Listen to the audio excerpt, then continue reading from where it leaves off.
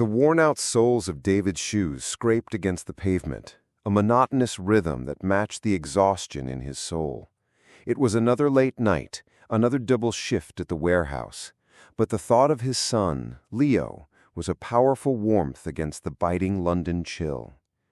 David was a man carved from struggle, his hands calloused from work, his shoulders perpetually heavy with the weight of responsibility. At 10 years old, Leo had but one obsession, a dream that shimmered with unattainable grandeur, to see Michael Jackson live in concert. Leo's bedroom wall was a shrine, posters of the King of Pop in mid-dance, album covers, and hand-drawn portraits. "Dad, please," Leo had whispered just last week, his voice a fragile plea, "just for one night." David's heart ached with a deep, silent guilt. He was a good father, but a poor provider. Every spare pound went to rent, to food, to keeping the lights on.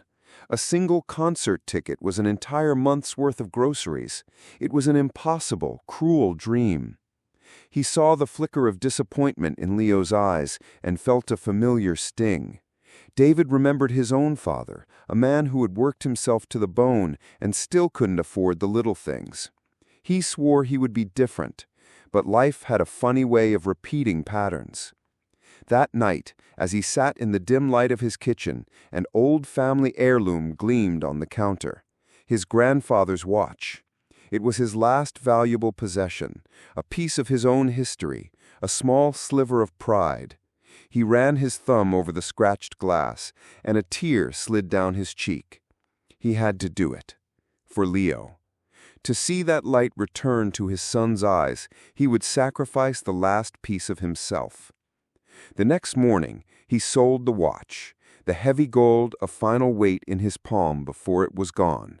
He walked home, a ticket tucked safely in his pocket, a new kind of freedom in his heart.